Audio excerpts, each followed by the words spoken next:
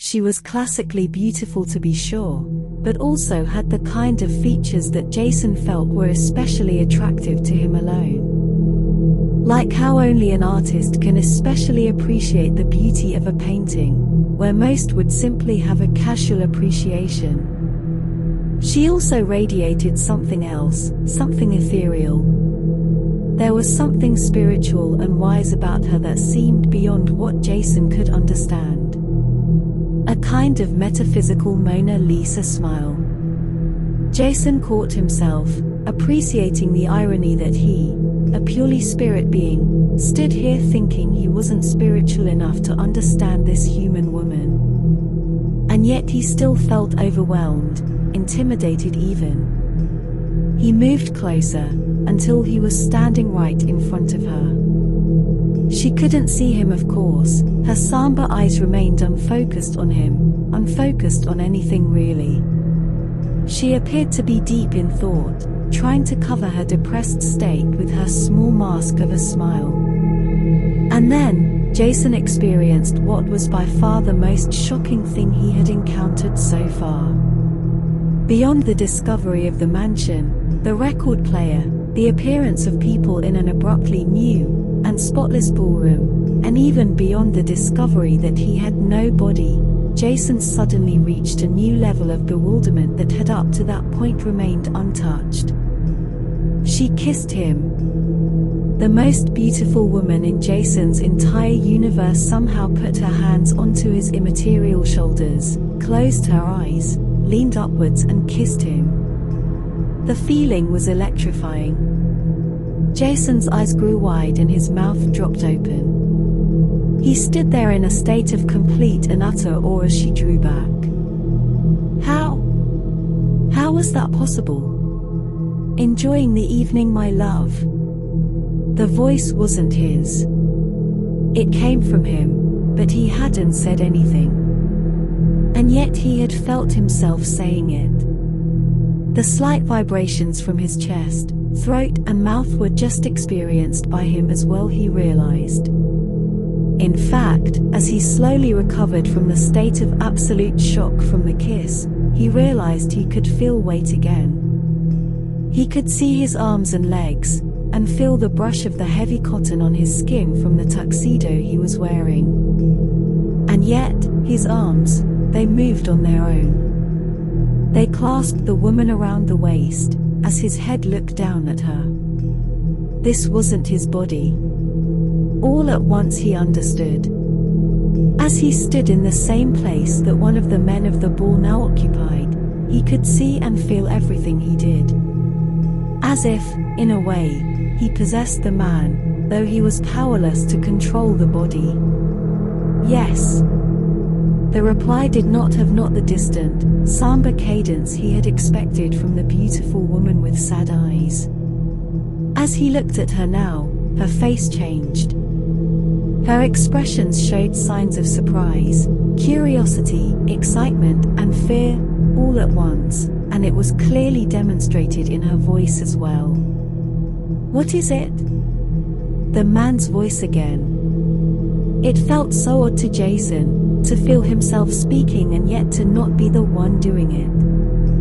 "Oh, it's nothing. It's nothing." She looked down quickly, and then back up, gazing into Jason's eyes with a look of wonder. "Control your oddities, my dear. I'll not have my future bride be discussed as my queer matchup among the social circles." A hint of anger, followed by sadness and acceptance, then trailed by a renewed sense of curiosity and amazement, flickered across her features all in a moment. But she said nothing, as the man turned and walked off. Jason could feel himself turning too, automatically mimicking the movements the man made, but he wanted to stay. He willed himself to remain where he was, and with another kind of electrical tingling feeling, he was out. The man continued on, and Jason remained standing before the woman. "I can see you." Her voice was a whisper, but the words still hit Jason like a thunderbolt.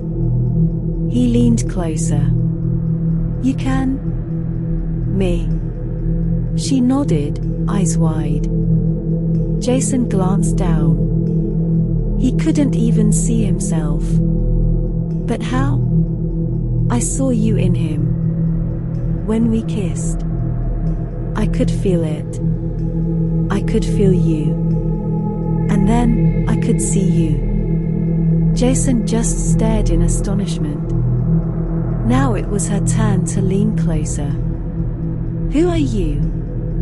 What are you?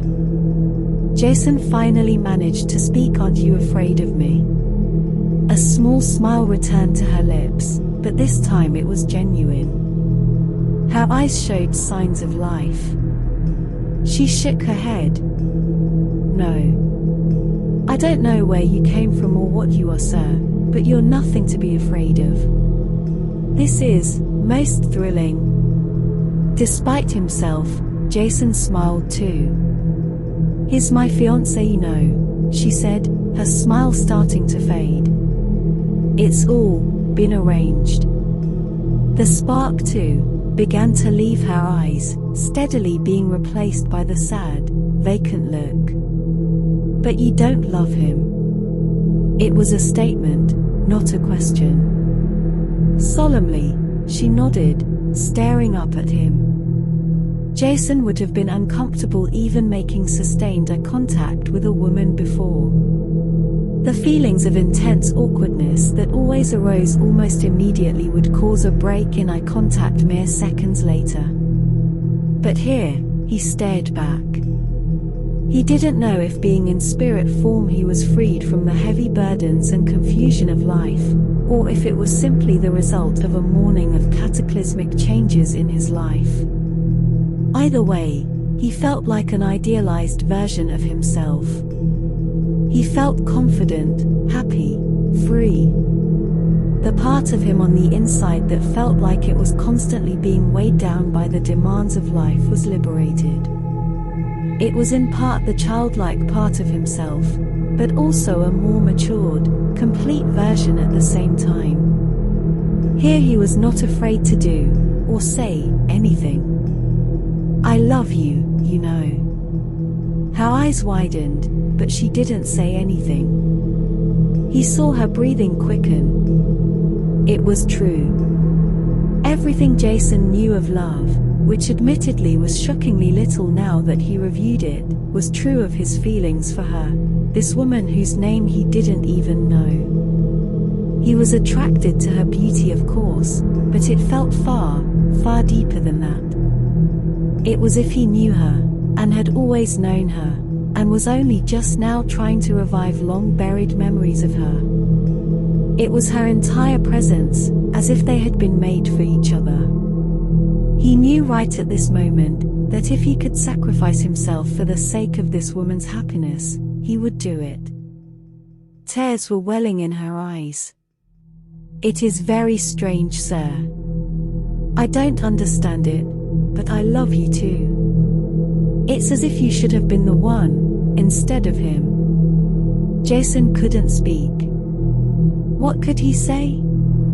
The woman he loved also loved him, and yet he was here in the spirit, not in the flesh. He wasn't even sure if this was happening at all. She spoke again.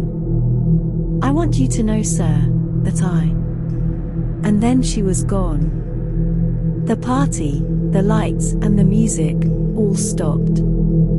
He was alone again, in the great big empty ballroom, light streaming in from the outside, and birds chirping as they perched on the holes in the wall. No! He shouted. The record must have finished again. He had no idea how much time passed in between his visits.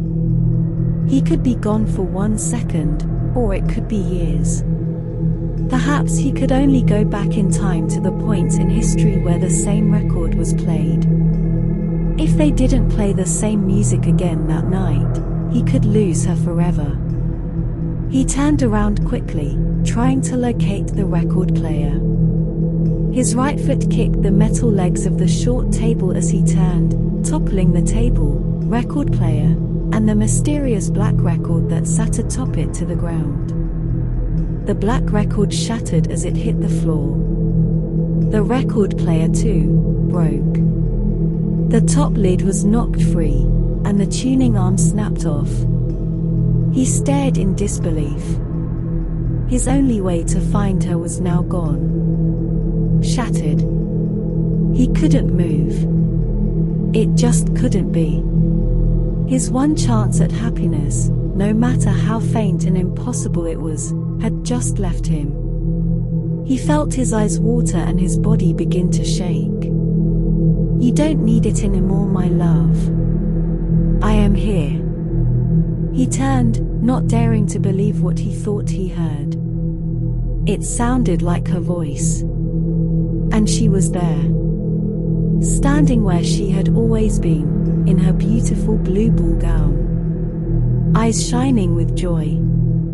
You're, he couldn't quite bring himself to speak. She laughed. She actually laughed. Yes, I'm here. I've been waiting for you, my love. For a long time now. She pointed towards the toppled record player. Look underneath it. Jason turned to see the record player, still on its side. On the bottom was a small hollowed area in the wood. It held something. He reached towards it, pulling out a small vial, half full of dark liquid.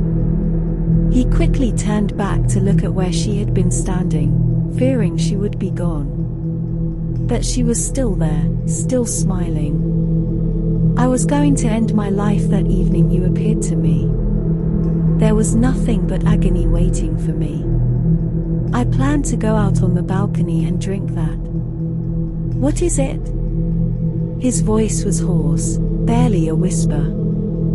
Poison. A very fast-acting, potent kind. Part cyanide, mixed with a numbing agent, I believe it was. But I changed your plans? He said, not understanding. Yes and no, she responded slowly. I still drank it that evening. But then, it wasn't because I wanted out. It was because I wanted to be with you. To be a spirit with you. He stared, his body still slightly shaking. But you weren't there. I searched and searched for you. I felt the call to come into the light, but I just kept refusing. I didn't want to leave this world until I found you. It wasn't until later I understood the record player. That it could bring someone from a time far in the future, into my time. And that's why I could not find you, because you did not yet exist. And then I felt the call into the light again, but still I waited. I was waiting for you. Jason shook his head. He was here, with her again, and yet the original problem remained, this time in the inverse. Now she was a spirit, and he was flesh and blood. He slowly walked over to her, reaching out a hand. It passed through her shoulder, though his hand could still feel a slight electric tingle in the area where she stood. She smiled, and reached out her hand to caress his cheek, it too, slightly passing through his skin and leaving a tingling feeling in its wake. I just wanted to see you again. I had to see you again. Before I wholly pass on, I just had to know that you were real. And here he was now, a recent, fervent convert from a mild agnosticism towards the concept of love, and the concept of ghosts, to a true believer and seeker of both. And right now, he desperately needed them to work together. Jason smiled, tears blurring his vision. Before either of them could say anything in protest, the bottle was between his lips, dark poison pouring down his throat. No, don't. She suddenly exclaimed. Don't do this to yourself. But it was too late, the bottle was drained, and the foul-tasting blackness burned its way down his throat. He tossed the bottle to the floor grimacing, then turned to face her again.